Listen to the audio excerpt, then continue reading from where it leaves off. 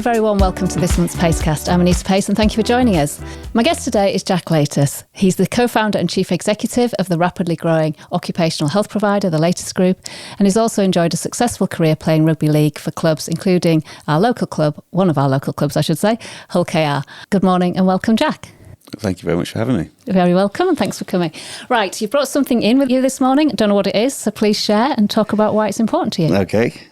So today I've got with me from the Hull KR. So this is the medal for winning the World Club Challenge. So when we became world champions, I obviously wasn't playing in this one. When I talk about the importance of rugby to my story, I actually normally start at the beginning. Okay. So, and actually as a prop I could have bought today, I have this picture that sits in my office and it's of Johnny Wilkinson in 2003 kicking the winning World Cup goal. Yeah. I was 15 at the time. Was that 2003? Was it that long 2003, ago? yeah. Oh my God, that makes me feel old. I know, yeah, it's crazy, isn't it? Yeah, I think, well, if you think how old he is now, he must be getting towards 50. And I'll go back into my story, but recently I've actually connected with him. So I got introduced to him and credit to him, like, fantastic guy.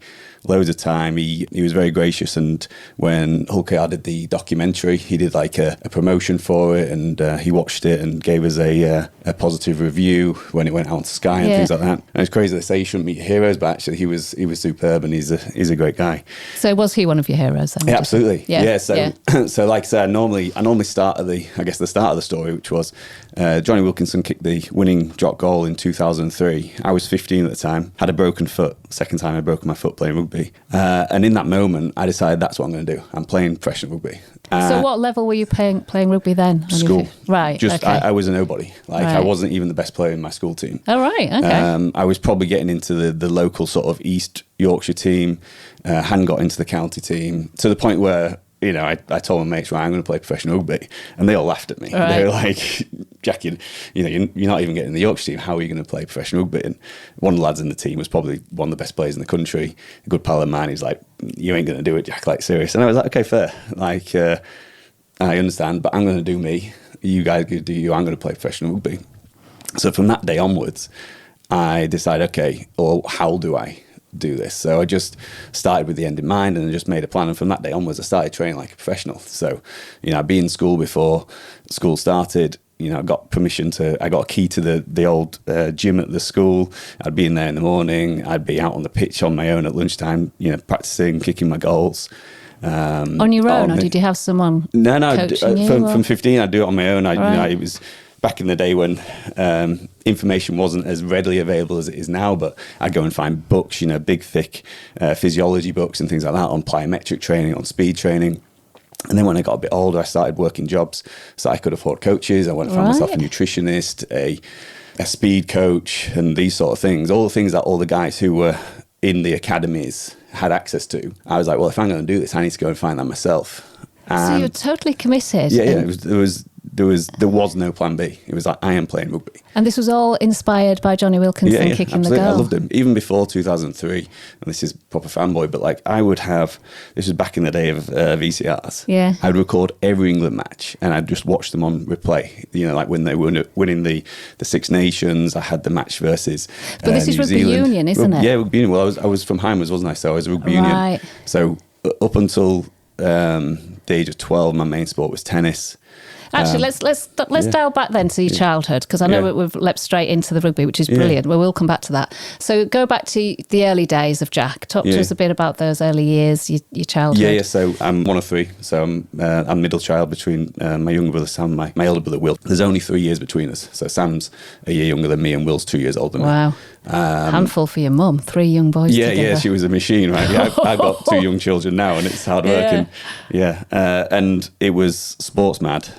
My dad was a keen hockey player, so from a very early age, field hockey, so from a young age, I had exposure to that, and he was great. Like, he would have us out in the backyard playing cricket, tennis, football, everything really. You know, on a day off in the summer holidays, Sam and I would draw out a tennis court. We had this net which was created from an old skip net, you know, the nets that over skips, and we would play like 3, 4, 5 set matches all day, and so we just played everything. At the age of I think 6 or 7, we got introduced to started doing proper tennis coaching, Sam and I, And then we played tennis really seriously for a number of years, pretty much up until the age of 15 when I stepped out of that because I was playing rugby by that point. Yeah.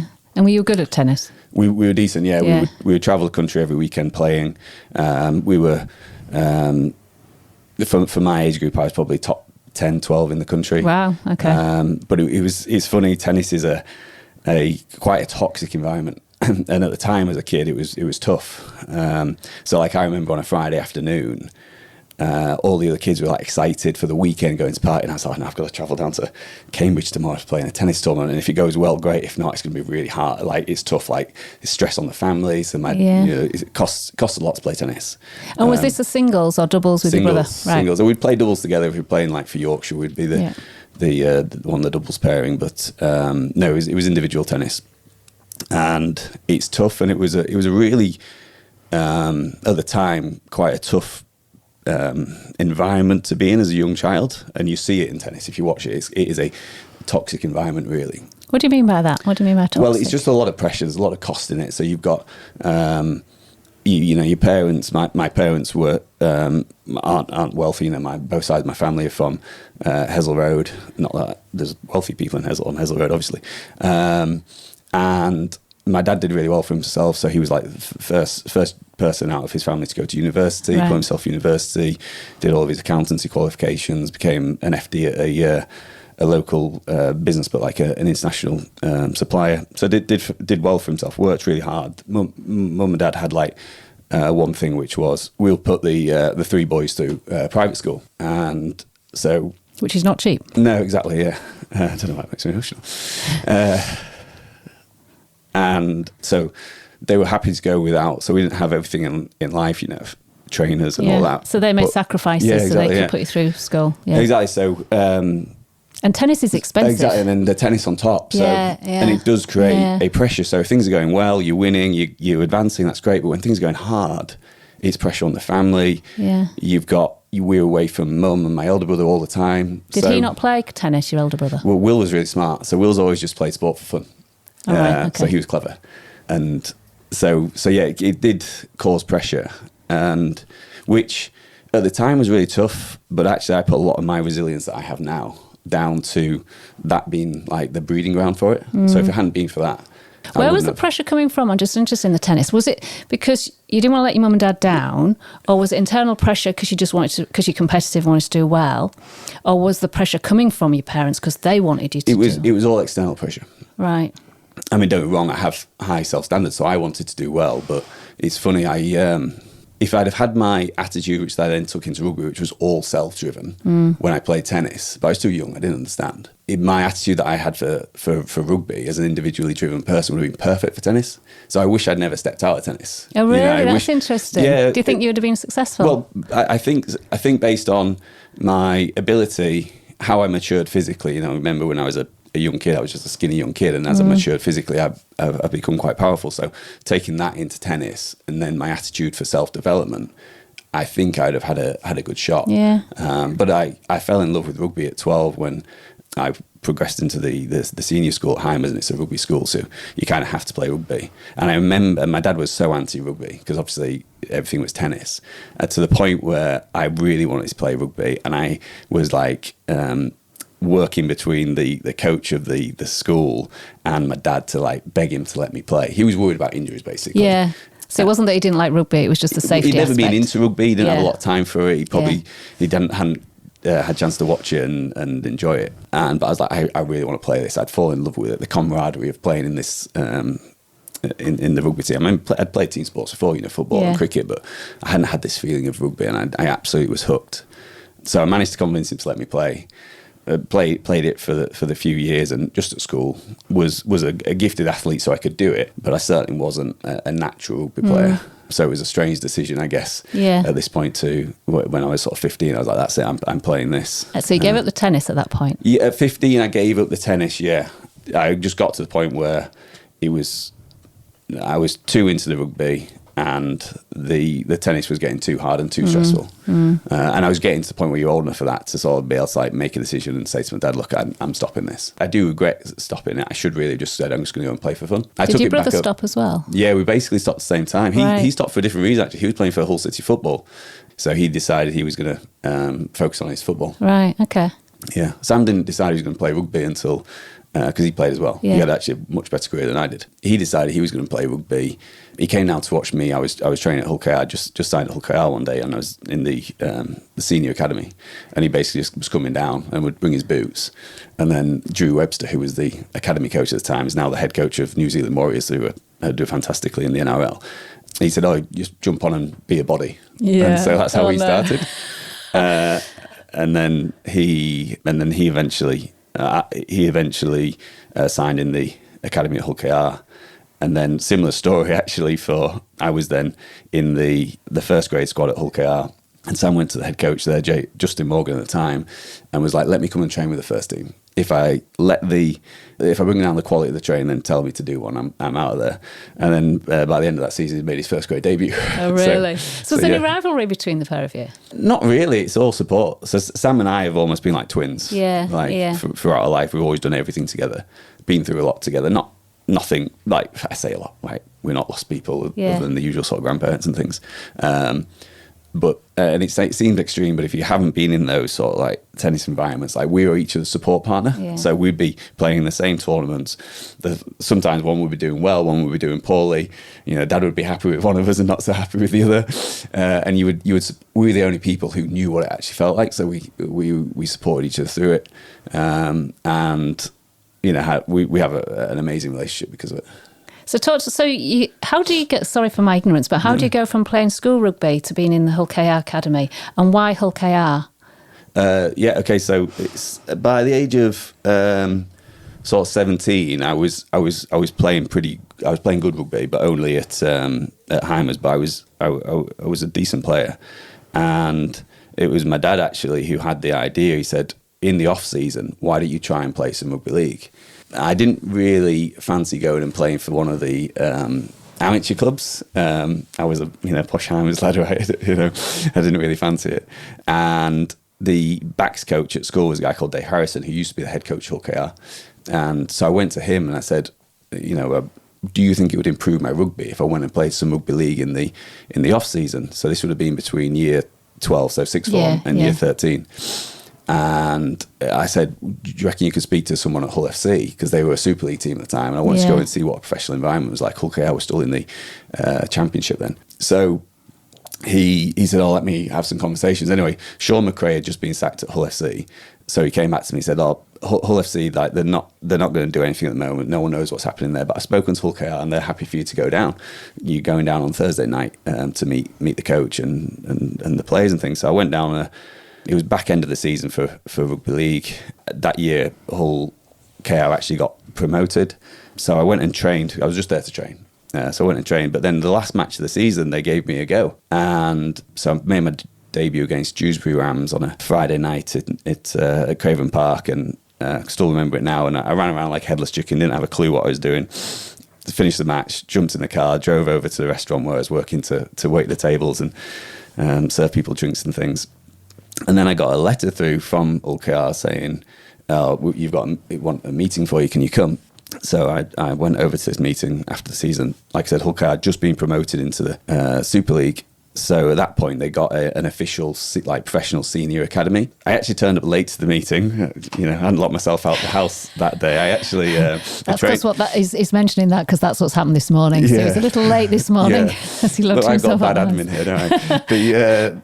The train lines at Walton Street stuck, so I turned up late to this meeting. So all the other lads had gone, and I was sitting there, and Laura Webster, who was the football manager at the time, handed me a letter, and I opened it, and it said, you've got one of 12 places in the senior academy. And I turned around to her and I said, how did you see me play? I said, I didn't have a clue what I was doing. And her words were, well, they must have seen something in you. Yeah. Anyway, so that was the start really. At that point, I had this professional contract, but in the academy, and then just progressed from there in 20... So how does that work then? So you're still at school at that point? Yeah, so then I went back and finished my last year of sixth form at Heimers. Yeah.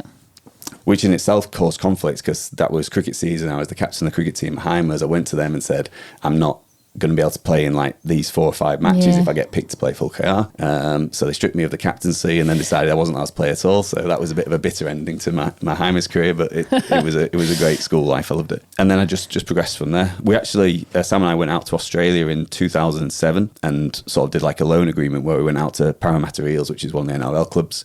Where's that in Australia? Western Sydney. So it's a suburb of Sydney. Yeah.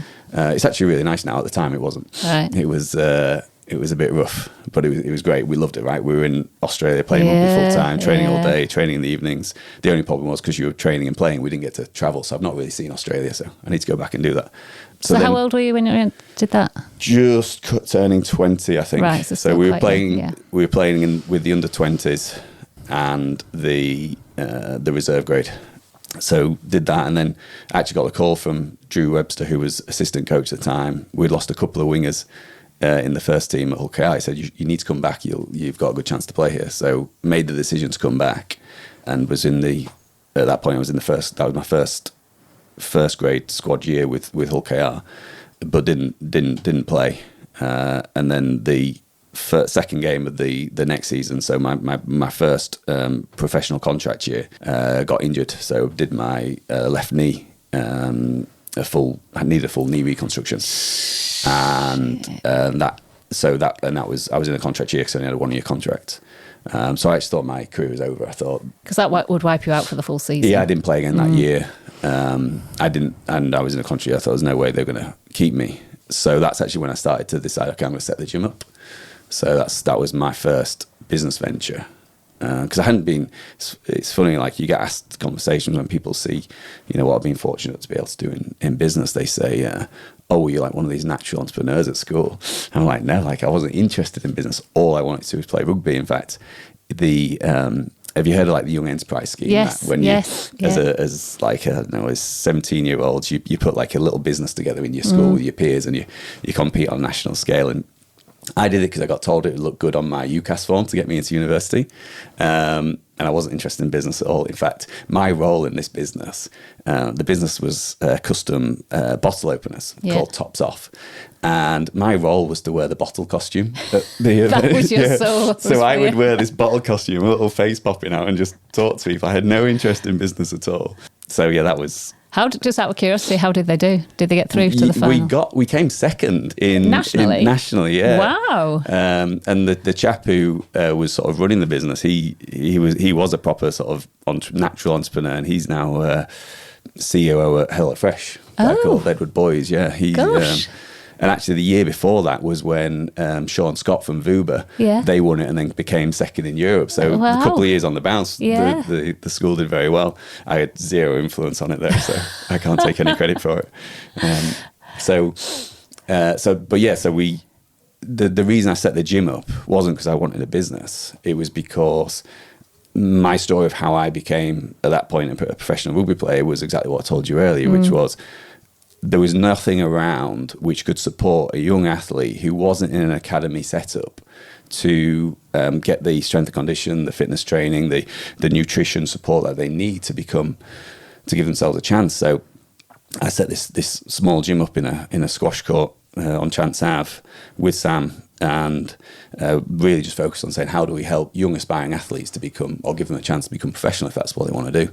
At the end of that year, I actually got a contract to go and play down for Harlequins. It was Harlequins Rugby League, now the London Broncos.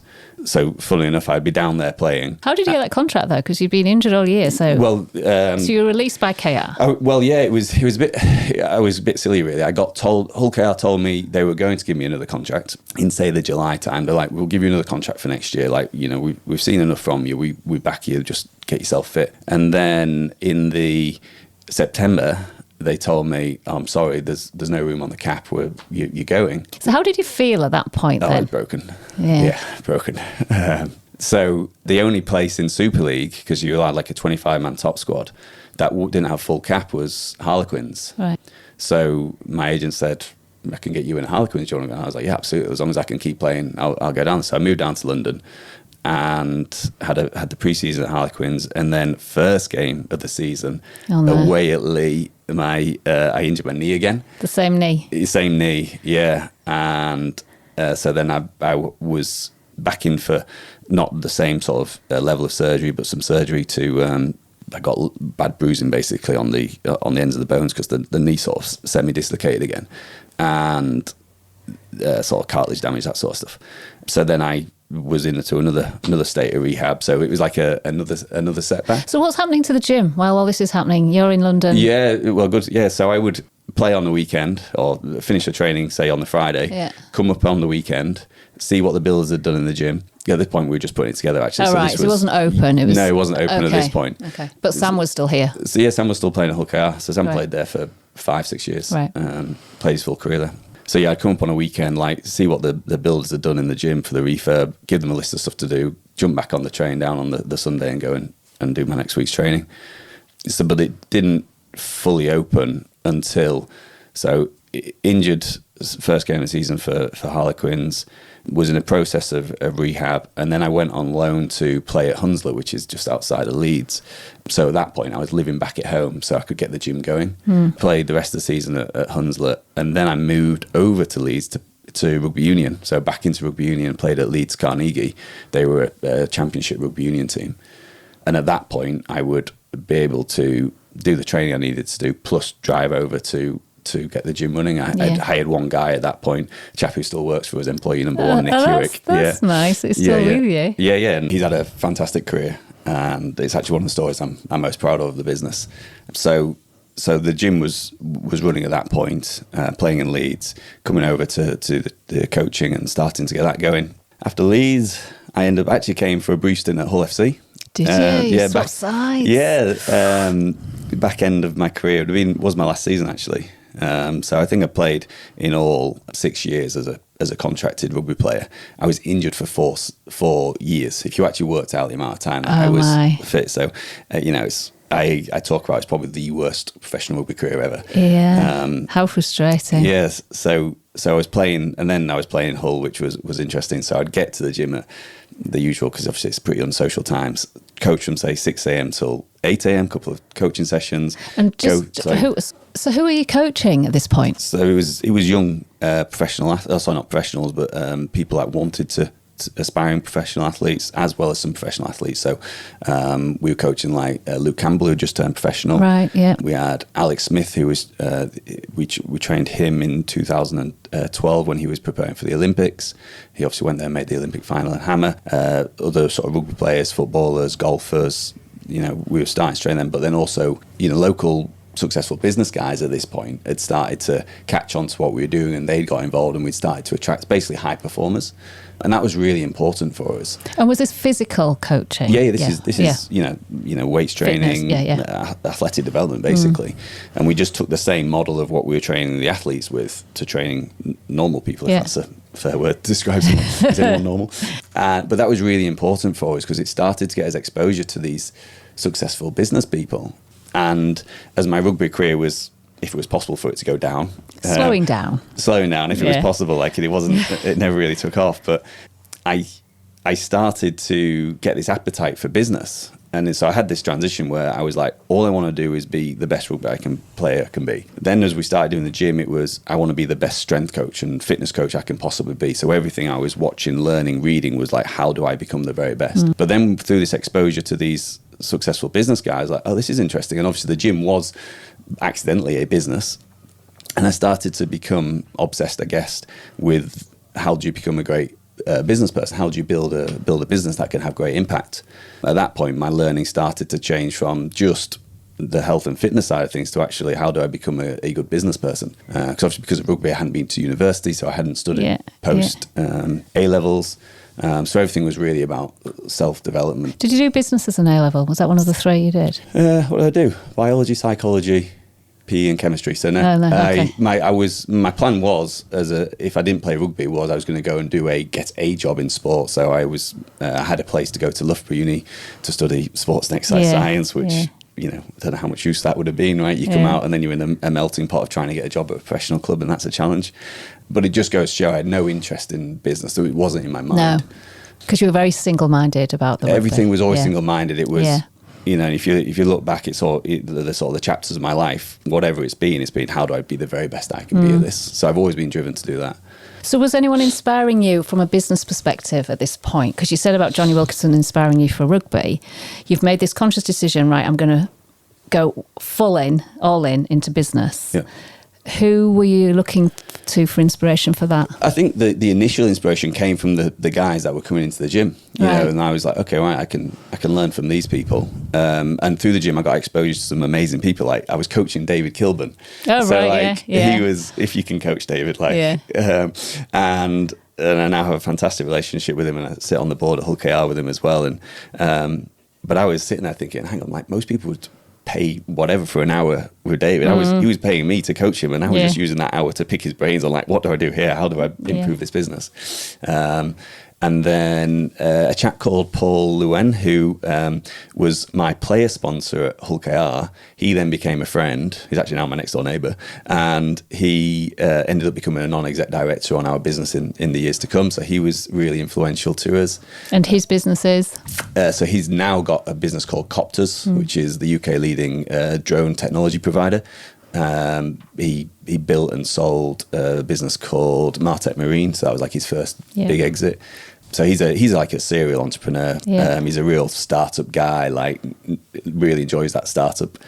So, and then as I started to get this passion for business, I started to almost become frustrated by the fact that we were just running a small independent gym. My elder brother, Will, he was a captain in the Marines. He just retired from the Marines. He'd come back and joined the so-called family business, which was Sam and I. So there's three of us, and I remember sitting down with them and going, I don't think we can feed three families with a small independent gym. Like, it was doing okay. And so we looked at... And your business model was purely a membership of the gym. That's where you were getting your revenue. It was membership, but it was more based on... so you probably heard the term like this small group personal training model, where you basically, we rather than selling personal training, like you come and pay for the session or you buy a block of sessions, we had accidentally just created a subscription model.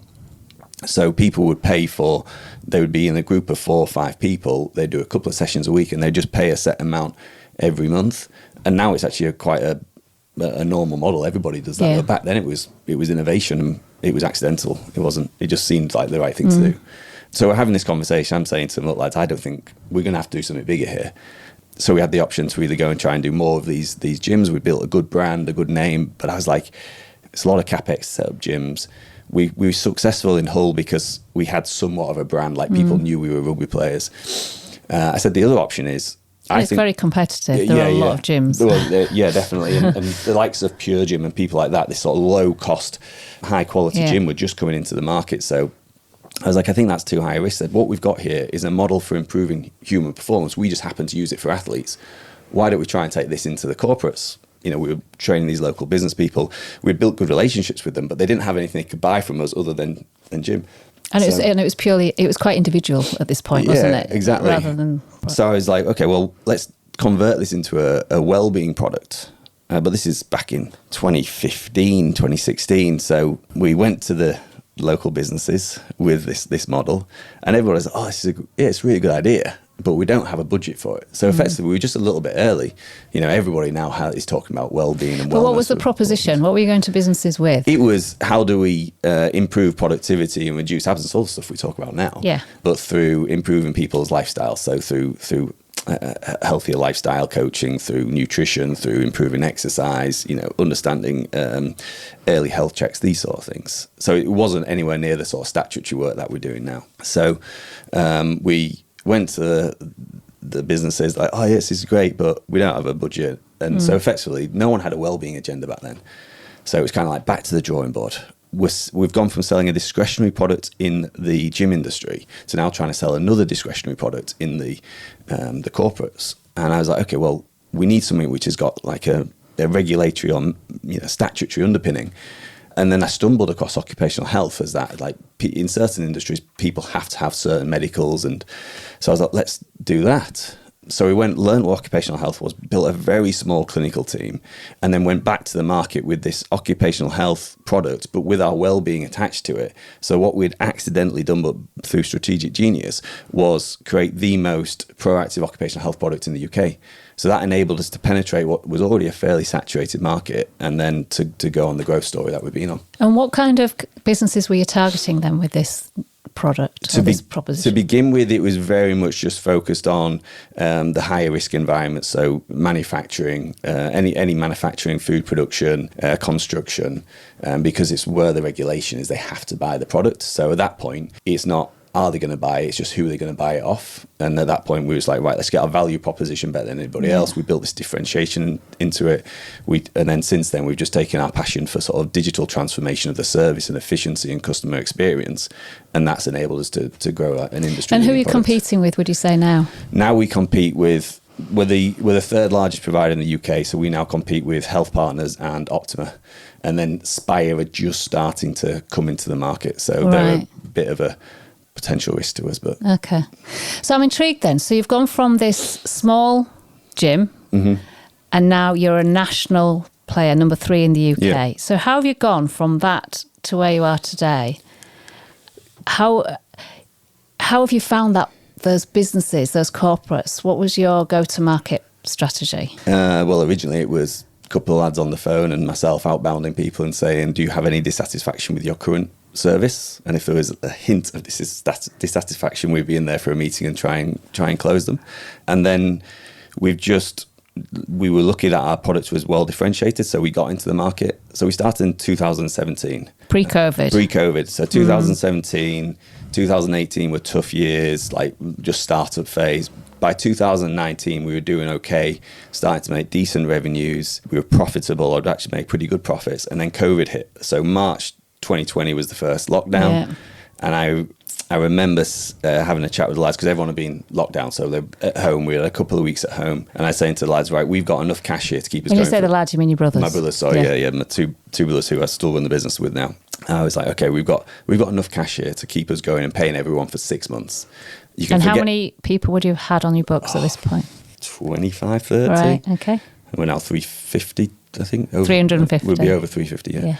So it was... so I said, look, you can forget the dividends we thought we were going to pay ourselves for last year's performance. We've got enough cash to keep us going for 6 months. This was before furlough came in. Thank God for furlough. Yeah, absolutely. Well, maybe. My tactic was this. It was, right, we've got enough cash to keep us going for 6 months. Our competitors won't. Yes, it's frustrating that you're not going to get any returns from last year, but we're going to come out of COVID and we're going to be able to go and pick up business of the businesses that have fallen away. That was my strategy. And then Rishi Sunak came with furlough and ruined it. So we worked through COVID. We actually did okay through COVID because what we already had set up was our lab systems for our core services like drugs testing, biological monitoring, all the different health tests that we do. So a couple of weeks into COVID, we've been doing the same thing everyone did, like going for walks, Teams meetings every day. I was giving people tasks like writing poems and stuff, and they must have hated me. I was just trying to keep people occupied, I was just so worried about people just sitting in a house all day and everyone was drinking too much. And so, but I woke up one Sunday morning, I was like, Jack, what are you doing? This isn't you. I was like, you're being told you can't run your business. There's something out there. I started thinking, the only way out of this is for us to be able to test for it. So I built a website to start being able to sell tests. I was just about to go live with it. You built a website, so you technically you can build a website. Oh well, then this is at this point you can just do a Shopify. Right. Okay. Yeah. I'm not a techie. Yeah. Although everyone is now with Claude, right? Yeah. So put this Shopify channel together to be able to sell tests, and I was just about to go live with it. And I just thought I better just check the government website. Anyway, in bold writing on the government website, it said it is illegal to sell a COVID test in UK. So anyway, I didn't do that. But what it did do is I'd already spoken to all of our labs, and I had all the processes set up so that I knew we could do it. They were in the middle of getting all of their tests accredited and verified to say, yeah, we can do them. And then what that did is it meant that we were really early on in understanding how we could test for it. And then the knock-on effect for that meant we picked up some major clients during those couple of years, such as like Morrisons supermarkets, JP Morgan bank.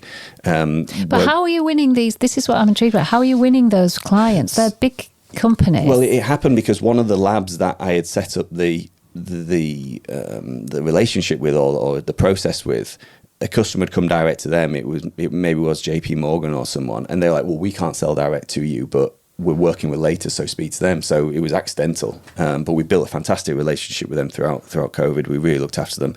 Same thing with Morrisons. Like Morrisons had suspected cases of COVID on site. And this was back when they were closing people down for having a couple of positive cases. Yeah. It was at one of their manufacturing sites. They called me up on a Friday, and a guy called Hugh, and he was a great guy actually. And he said, Jack, we've got a couple of suspected cases. The government are onto us. They want to send in the army trucks. This is back when they used to send the army trucks in to test everyone. Yeah. And he said, we can't have that. He said it's because it's Morrisons, even though it's one of their manufacturing sites. They're like, it's because it's our brand. People think, all the old people that come into our shops won't come into our shops. So he said, like, we're trying to convince them that if we do it privately and share the results with them, they'll be fine with it. He said, because if the army trucks come, the press follow, and then that's terrible for the brand. So I was like, okay, yeah, we can do it. Just give me some notice, and we'll be there. And I'm driving out of work. This is when we used to work at Melton here at 5:30 on night. Hadn't heard from him all day, and he calls me and he says, Jack, it's on. We need you here tomorrow morning at 8 a.m. with the testing site set up. So I do a U-turn around the roundabout on the phone to Sam, saying, Sam, right, we need to get 10 people off furlough at Spalding tomorrow. We need to get some testing booths set up. We need 1,000 test kits and a courier sorted to be able to get them down to the lab. And by 8 o'clock in the morning. By 8 o'clock in the morning, yeah. So the clock was ticking. And credit to the team, they were all there. We managed to get everything together. Pulled in like some exhibition stands to create these pods, these booths. Yeah. We already had some plastic screens and things which we'd had produced. So that was okay. And we tested over 1,000 people on that day. It was a bank holiday week, I think, so there was no courier available. So Sam and I took all these tests, drove them down to London, basically to King's Cross where the lab was, drove back up north, got the laptop out to start seeing all these results coming through. Morrisons were on the phone to me every hour, what's the results? I was like, just wait until they're all in. And you know what they're like, they're panicking.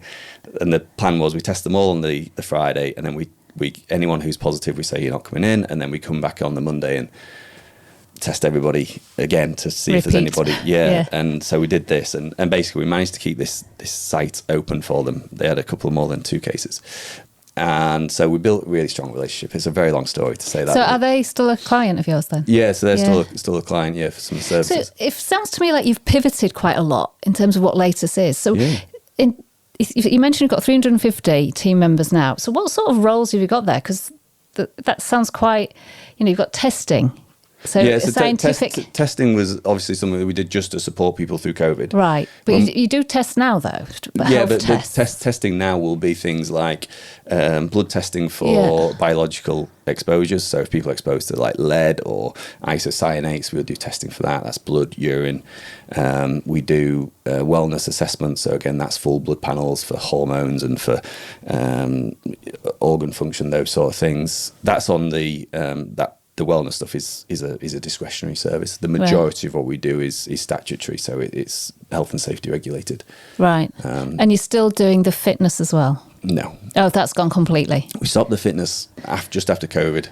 So gyms in COVID had a really tough time because like you open then you shut, you open then you shut. And the 2 lads that were running it for us, they did an amazing job. I remember going in there and seeing them like cleaning all the kit in between sessions and having to move it outside, move it in. We moved the full gym from one room into a big hall that we had. And I remember seeing and thinking, wow, these guys are grafting really hard. And I was super proud of what they did. I was super proud of the whole team during COVID, actually, because our revenues dropped by 75% on the first day of lockdown. Yeah. And because we were no longer allowed on site and we delivered most of our services on sites. But through a bit of grit, determination, a little bit of innovation, and just the team all sort of buying into the mission, we managed to get through COVID, keep revenues flat, and then coming out the back end of that, which was, let's say, 2022 when things started to normalise for us. 22 to 24, we grew massively. July 24, North Edge Capital invested in the business, so we did a PE deal with them. And they've been with us for, it'll be, 2 years next month. And the growth story's continued from there. Yeah. And what are the plans then for Latus? I mean, you're going great guns. You've got the PE backing. You've been acquisitive as well, haven't you? You've been buying other companies. Absolutely, yeah. So we operate in a quite fragmented market. Yeah. So it's quite a strange market. So you've got like what was the big 5 is now the big 3 because of consolidation at the top. And then you've only got a few businesses in the sort of like 5 to 20 million mark, like literally 3 or 4. And then underneath that, you've got this fragmented base of smaller providers who will be 1 million to 5 million revenue. So there's quite a good opportunity for us to consolidate at the bottom. Right. So we buy the same services for scale, and then we get benefit from integration and customer integration. And then we also bought a few businesses for increasing service offerings. So we now deliver a lot more in the occupational hygiene as well, which is monitoring of the environment that people work in. So like for noise, air quality, vibration, those sort of things. Oh, okay, that's interesting. Yeah. So longer term then, where do you see Latus Group?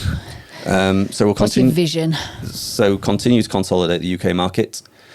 Likely we'll move into some adjacent services in the UK. So at the moment, everything we do is really focused on the compliance side of it. So we do environmental monitoring, health surveillance, and then occupational health, which is like where our nurses and doctors do absence management support. How many medical staff do you have then? About 50% of the business is medical. So that's nurses, doctors, physiologists, physios, counsellors, health technicians. It'll be more than that. 2/3 of the business will be that. Wow. Yeah.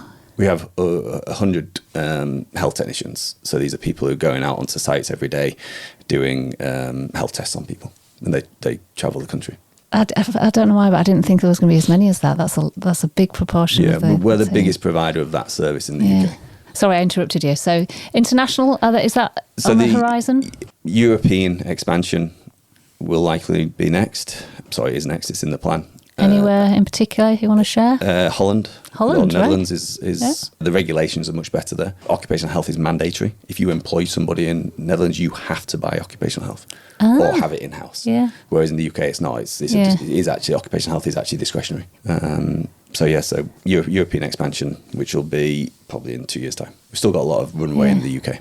Wow. The UK market's growing well as well. Yeah. So, and we've been really fortunate. We accidentally timed coming into the market, and then between basically coming out of COVID to 2024, market was growing at 14%, and then now it's softened a bit, but it's still at like 9% growth a year. So it's a strong growth market, and then alongside our M&A work that we've been doing, we're fortunate that we have a pretty strong commercial engine that sits behind it. So we're organically growing over 20% a year, which helps. Hugely successful. Congratulations, because it is a great success story. You've come a very long way since watching Johnny Wilkinson kick that goal in 2003, and I imagine you had no idea that 23 years later you'd be doing what you're doing now. Yeah. You said earlier that you regretted giving up the tennis. Looking back over your career to date, because clearly there's still a lot of runway ahead of you, excuse me, anything else you would change or do differently with the benefit of hindsight? Obviously the knee was a bit of an issue for you. Yeah, well, it's funny. I heard Steve Jobs speak at Stanford in the commencement speech he gave there. And he said in that speech, you can't join the dots up looking forwards, only ever looking backwards. And ever since I heard that, I was like, well, that's so right, because everything that happens at the time, like the bad things, the losing the contract, the having to move to another place, those things at the time feel like the worst thing, like they're painful. But then when you look backwards, if they hadn't happened, you don't end up where you are. And those dots looking backwards do join up. So everything happened for a reason. So like tennis being as tough as it was as a kid made me tough. So my resilience is the way it is. So when things are going hard, no problem, I just keep going. If I hadn't had the knee injury, I wouldn't have moved clubs. If I wouldn't have had the gym, if I'd have had a successful rugby career, I'd have probably just been finishing. Like, I've got pals who I played with who were just finishing their rugby career. Yeah. They played for 12, 13 years. And now what they're going to do? They're battered, bless them. Their bodies are a bit in bits. I was quite lucky. I got out at 25. Got out of prison. I got out of rugby at 25, and other than having had a couple of knee surgeries and a shoulder surgery, my body's okay. I can still move. I can still do everything I want to do. I still play tennis. Yeah, well, it was all impacted. There was lots of other injuries, 2 broken feet. So it's your dad was right about how dangerous rugby was. Yeah. Always listen to your dad, right? Yeah. So I don't regret anything like that, and I'm very grateful for everything that happened. I think a way to flip that would be, what are your learnings? Hindsight's a wonderful thing, isn't it? I think I'd just scale faster. I see people who they have a small business is tough to run. Like, it becomes all absorbing, and the returns aren't that good, but you're kind of locked into it. I sometimes think people are better off going, you've got to earn the right to, but go for scale fast, grow quickly. Yes, it takes on more risk. I was going to say, are you quite risk averse then? I'm very fortunate that my elder brother is very sensible, because I would risk the ranch every day. Really? I would go for it every day. So he keeps you... Yeah, but my values are think big and make a difference. Okay, so that's how I have to operate.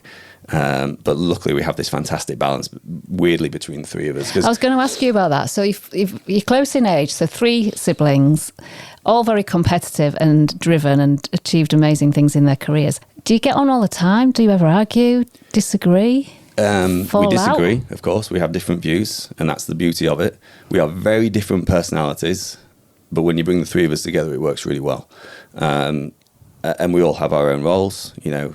What do the other 2 do? You're chief exec. So chief exec, I'm leading strategy, vision, now managing all the key stakeholders in the business. Sam is chief commercial officer. He runs our commercial engine, from tender work to large corporate accounts to SMB, so small and medium-sized business. And then Will is chief operations officer, so he looks after all of our clinical teams, all report into him via our chief medical officer. All of our logistics, facilities, everything else basically runs into Will. And I guess with the 3 of you, there'll always be a decision. So if someone doesn't agree, if there was 2 of you, it would be more difficult. If you weren't agreeing, then it would be hard to reach a decision. But if there's 3 of you, then it's decision making's easier, maybe? It has helped. Look, I've been really fortunate. Those guys have always backed me. Right, so okay. We used to be so you have the final say? Yeah. Well, we used to be like co-MD, if you like, and it didn't work because it was like 3 different opinions. Yeah. I said, look, this isn't going to work. I said, I'll run this. And okay, that's interesting. So how do you say, out of the 3 of you, I'm gonna take charge. I'm going to call the shots? Look, it naturally, in terms of our natural personalities or our skill sets, I was the right guy to do it, and they won't argue any other way. Right, okay. It was my vision and my strategy that said, let's go into occupational health when we were doing the sort of the gym stuff. So, and they know that, they know my downsides, but they also know if they back me, what we can achieve What together. are your downsides? I can be over ambitious. I can try and do too much too quick. Probably could do sometimes. I maybe don't see all the risk. Try and take on too much. I think business is easy. Business is easy if you have unlimited resources, but no business does. Yeah. So it's a classic. You can do anything, but you can't do everything. So having them on. My other downside is I'm not a great communicator. I take information in really easily. So if someone says something to me once, I know it, I'm doing it, I don't. So I think that's how everybody is. Yeah. So sometimes I forget people need like repeating messages. So that's probably my worst thing. So what if you could change one thing about yourself? What do you think? What would that be? Oh, that's a really big question. Change something about myself. This now sounds really big-headed because I'm trying to think. I don't know. I'm pretty easy on myself. Like I would probably say be a more detailed, focused communicator would be one thing that would help me. What does that mean? So just be more like, right, I need to regularly communicate that message. Right. So it goes back to my thing that if someone says something to me, one, I take it and I've got it. Yeah. And I once is enough. And I forget that the world needs constant message. Yeah. It's the saying, isn't it? You've got to tell some maybe 10 times before it resonates with some people. So. Exactly. Yeah. So that is probably my biggest downfall. I've got lots of flaws. My partner will tell you about lots of flaws. Maybe we should ask her. Yeah. Who do you think's had the most influence on your career? You've talked about your dad a lot in those early years. Yeah. But looking back over your full journey you've been on thus far, who do you think has had the most influence? Definitely my dad, is right, he's created me, the sort of personality that I am, and that's enabled us to do what we've done. My 2 brothers have always inspired me. And I've been very fortunate to have that. Like most people have to go out and find co-founders, don't they? I was born to them. Yeah. Thanks, Mum. Your mum and dad must be incredibly proud of the 3 of you. I think they have moments of being proud, yeah. Probably have moments of not being. Yeah. No, we're fortunate. We've been really, really lucky as a family. All 3 of us now have a boy and a girl, like young children. All 3 of you all have a boy and a girl, right, an older boy and then a younger girl. Wow. So I've got a 3-year-old boy and a 4-month-old girl now. So I'm deep in the parenting at the moment. And so, you know, the business has been very, very kind to us, and, you know, is great. But ultimately, I'm just grateful for the fact I've still got mum, dad, and the kids and the family, and it's amazing. So what does a typical day look like for you then? Looking after the kids? Up early. Yeah. You know, I'm not a night owl. I'm a morning person, so I'm up early. Gym, I look after myself to begin with, so I'll train. The knee's bearing up. Yeah, no, I'm lucky. I don't have any problems really with the knee now. I was fortunate, like I said, I got out before it got too beaten up. The surgery was good. So yeah, early morning we'll get my exercise in. You know, try and get as much wellness in there as we can. That's, you know, cold exposure, sauna, red light therapy, all those things. I have a week routine built around those, because I'm a big believer you've got to look after yourself. You know, I want to be playing this game for 50 years. I need to look after myself. And then normally these days I get disturbed by my little boy, who will get up and come down and say, Dad, I need to play. So never used to play rugby, maybe? Picking up a rugby ball? Tennis racket? Tennis. I'm being the pushy parent. I bought him a tennis racket. I went and bought a load of these soft and tennis balls. He's what, 3? He's 4? 3. 3? Yeah, but I'm learning, right? So I've learned from the mistakes. I'm not pushing. He has a tennis racket. I'm not pushing, but I bought him a tennis racket. I throw these balls to him and he whacks them all over, or he sits on his little toy truck and he rides and whacks them. And have you watched the Rafa Nadal documentary? I've started, yeah. It's good. Do you know what amazed me about that is the amount of footage they've got. All these documentaries always amaze me. Who has this footage? From those early years, yeah. Because he was never my favourite. I always preferred Federer. Yeah. But having watched that, I still prefer Federer, but I have warmed to him. And I didn't realise how many injuries. Well, the foot, I don't know, I won't spoil it here, but I've seen it. Yeah. He's been playing with that all his life. Yeah. I've got a renewed respect for him. Sorry, we digress. No, so your little boy's going to be a tennis pro, maybe. Be whatever he wants. Yeah. Well, huge congratulations on your success. I can see the Latus Group is flying, and it's no doubt going to continue internationally. So huge well done, and thank you for your time this morning coming in to speak to us. It's been fascinating, and we could sit all day. I'm obsessed with sport, so I could just sit and talk to you all day about your rugby. We have a question that was left by our previous guest who didn't know who they were leaving it for, so I've got it here. What do you believe is the one bold change Hull and East Riding need to make in the next 3 to 5 years to become a top destination for business investment, and what is currently holding us back from doing it? Okay, it's probably quite a timely question, actually, given what's happened this week around the launch of the Hull Resilience Hub. Yeah, so talk a bit about that. Yeah, so we... So the UK government, and led by Sir Charlie Mayfield, did this Keep Britain Working review. It was a review that they actually released or publicised in October, November last year. And it points to the fact that we've currently got 2.8 million people in the UK out of work due to ill health, at a cost of 212 billion per year to the UK. Now, if you think the UK deficit this year is going to be probably around 135 billion, that 212 billion is a massive contributor towards that. And the number, that 2.8 million, has gone up 40% since COVID. So 800,000 people have left the workforce for good due to ill health since COVID. So we've got this huge problem, and it needs solving. I was working with the Keep Britain Working team as they were sort of developing this report. So I wrote a proposal, which was, I think we have two problems we need to solve. We need to solve the access to treatment gap, which is when I'm an employee and I'm ill or injured, I can access the treatment I need when I need it as soon as possible. And the other one is then the workability gap. So this is somebody who has maybe been ill or injured, they've got medically rehabbed, but their workability isn't what it was before. Therefore, their workplace needs to support them with adjustments and these sort of things to enable that person to come back to work, be productive and sustainably. So I built a model which is creating regional hubs, which provides, this is focused at SMEs, because the big corporates, they've got the Occ Health, they don't need the support. But these are regional hubs where people can get access to occupational health, yes, but that's not the whole solution.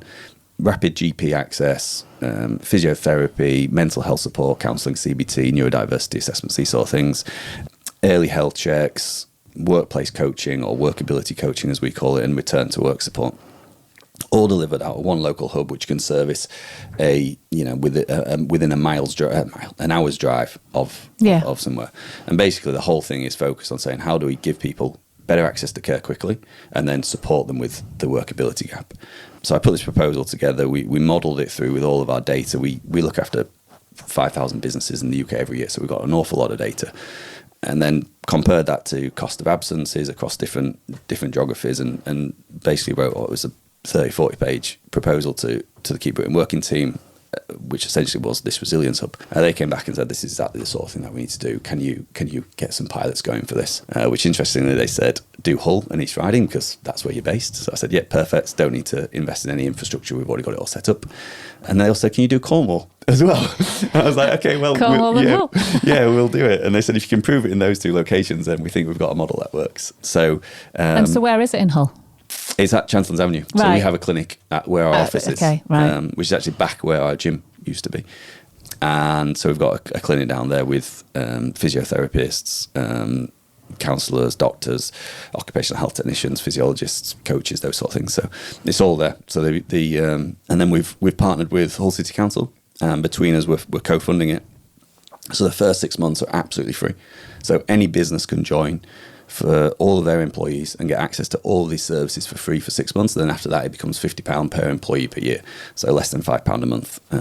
So the whole point is to try and take away the barriers to access, which is normally cost. And the reason the cost is an issue for smaller businesses is because they don't have the buying power. They need an occupational health service. It costs them a lot versus the big corporates. They go and buy for 2,000, 3,000, 10,000 staff. They get a really good price and it's much more affordable. So we've essentially said, well, if we create a quasi-buying group with all of the local SMEs, we can deliver this at a cost which is affordable. And this is launched this week? It launched on Monday, yeah. We had the launch event at Hull University. Sir Charlie Mayfield came up from London to present. Councillor Ross spoke fantastically, actually. Credit to him on the challenges of Hull. One of the big drivers for Hull is making Hull a fairer place, but then also economic growth. And he spoke really elegantly about how you can't separate the two. So that was good. And then I unveiled the launch, and then since then we've had local SME businesses signing up. I was just going to say, how much traction have you had this year? Yeah, we've had amazing sign-ups so far. We'll have probably close to, within the week, we'll have had already 50-odd businesses sign up to it. And is there a limit how many you can take in this initial period? We have got up to 10,000 employees, which can be founding members. So they're the people who get the first 6 months free. And then after that, it just is paid. But the aim is to always deliver it at the lowest possible cost. Like, this is about impact. This isn't a commercial strategy for Latus. This is Latus saying we want to have impact. When I'm older and I'm about to leave, I'm not going to be bothered about what the business did from a commercial point of view. I'm going to care about the impact I left. It's the difference. So this is us saying, like, we've now got the scale and the expertise to have real impacts on the UK, and we want to start in Hull. Like, if this is going to work anywhere, it should work in Hull first. Oh, how inspirational. Thank you. So thanks for answering that question. Before we go, I do want to just come back to that medal that you showed at the beginning, because I feel like we got a bit distracted by Johnny kicking his goal. And I just want you to explain again why you brought it in and what it means to you.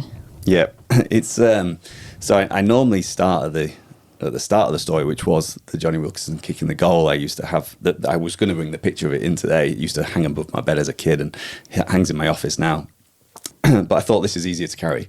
But also, this is more at the end, or the latest part of the story, which is, so this is the medal for Hull KR beating Brisbane Broncos to become world champions. So we beat Brisbane. When was that? Sorry, that was February this year at the MKM Stadium. And it was an amazing event. And so, because as a rugby player, I always thought I would hopefully have success and I'd win medals myself, and obviously never did, as you've heard today.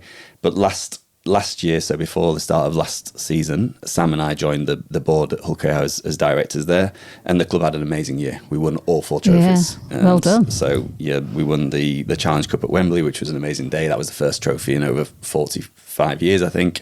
And then we went on to win League Leaders Shield, Grand Final, and then beat Brisbane to become world champions. So, and I wasn't expecting to get this. This is what the players get. And it's just a medal, but it's Paul Lakin, the CEO, gave it to me. He's a great guy, by the way. He's super smart and does amazing things for that club. And it just was an amazing sort of almost full circle moment. And it's quite strange. You go through life with expectations of what you're going to do. And actually, I ended up getting a medal, but through a totally different route by being able to build a business that then enabled me to get into a club. And so you got an honorary medal, but you still got the medal that you wanted back when you were dreaming about being that pro rugby league player. I guess so, yeah. It's been a full circle moment. Full circle. I thought it was an interesting talking point. Oh, thanks for sharing it, and thanks again for bringing it in. Thank you. Well, thanks again for coming in. I hope you've enjoyed it. I have, very much so. The time has run away with us. We could sit and chat all day, but unfortunately we haven't got the time. But thanks, Jack, for coming in. I know you're incredibly busy. That's it from us this month. Thanks for joining us. I hope you'll do so again next month when we have our next guest. But until then, it's bye-bye from me.